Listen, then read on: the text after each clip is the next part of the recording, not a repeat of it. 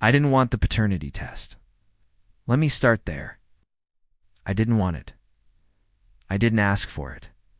My husband Matt did. Our daughter Lily is 5. She's smart, curious, and kind. She has Matt's dimples, his stubborn streak, and the way she sticks out her tongue when she's thinking it's pure him. They've always had an unshakable bond. He taught her how to ride a bike. He makes up bedtime songs on the spot just to make her laugh. She calls him Daddy Bear, and every time he hears it, he melts. That's why it hit me so hard when he started to pull away from both of us. It was subtle at first. He started working longer hours, even when there wasn't overtime. He stopped sitting with us during cartoons. When Lily would run to greet him at the door, he smiled, but something behind his eyes was different, distant. I chalked it up to stress. He's a systems engineer, and his company had been going through layoffs. I thought maybe he was scared to worry us. I even defended him when my sister said, "Is Matt okay? Seems off lately."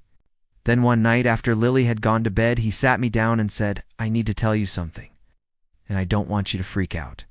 Never a good sign. He told me he'd ordered a paternity test, not because of anything I said, not because of anything Lily did. It's just a feeling. I laughed. Then I realized he wasn't joking. He said something felt off. It's that lately he had this gnawing thought he couldn't shake, that maybe Lily wasn't his. "I just need peace of mind," he said. "Once I see the results, I can move on." I was furious. I had never, not once, even looked at another man during our relationship. We'd been together since college. And yet, here he was doubting me, doubting us. I wanted to scream, but I didn't. I stayed calm. Told him if it would give him peace, fine, do it. Swab her cheek. Fill it in. Get your answer. I knew the truth. Part of me hoped it would fix whatever rift had grown between us. 2 weeks later, he came home early from work with a manila envelope. He didn't say anything, just handed it to me. I opened it. I read the results. Matt was not Lily's biological father. My vision blurred. I couldn't understand what I was reading. It wasn't possible. There had to be a mistake. My first instinct was to hold him and beg him to believe me, and I did. I fell to my knees, sobbing, swearing I had never betrayed him. I told him to call the lab, to double-check. He didn't yell. He didn't accuse me of anything. But he also didn't comfort me. He just looked at me like I was a stranger. Then he said, "I need some time," and walked out the door. For 3 days, I could barely eat.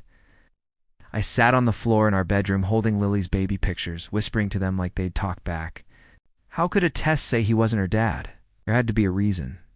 I called the lab. They confirmed the results, the test IDs, everything. No mistakes. I was losing my husband, and I didn't even understand why. That night, I stayed up until 3 a.m., searching the internet. I looked up false paternity tests, sample contamination, anything that might explain it. That's when I found something called chimerism. It's a rare genetic condition where one person carries 2 distinct sets of DNA in women. It can happen when 2 embryos fuse early in development. Sometimes the DNA in their blood doesn't match the DNA in their reproductive organs. I sat frozen. Could that be me? I made an appointment with a genetic specialist. I went through multiple test blood work, cheek swabs, even a biopsy. It took another 2 weeks before they called me in. The doctor sat across from me and said, "You have chimerism." He explained that the DNA in my reproductive tissue, the part of me that created Lily Dighton T, matched my blood or saliva. From the outside, it looked like Lily wasn't mine either. When Matt tested her against my cheek swab, the DNA said she wasn't his child. But she was. And so was I. I emailed the reports to Matt. I wrote one sentence, "Please come home." He didn't respond that day or the next. Then, on the 3rd night, he rang the doorbell. I opened the door to find him standing there, tears already falling. He didn't speak at first, just pulled me into a hug, shaking. "I'm sorry," he whispered. I didn't know. I felt so betrayed. I told him I understood, so that I would have doubted too. But the part that hurt wasn't the test. It was the fact that he had believed the paper over me. We've started couples therapy. We're trying. Some days are good. Others, we barely speak. But every night he kisses Lily goodnight with this look of wonder in his eyes, like he's grateful just to be in the same room with her. And I know, somehow, that's enough for now. Not all betrayals are loud. Some start with silence, with doubt, with a glance that lingers too long. Some of the deepest forgiveness comes from those who almost walked away but didn't. So let me ask you, if the paper said one thing and your heart said another, who would you believe?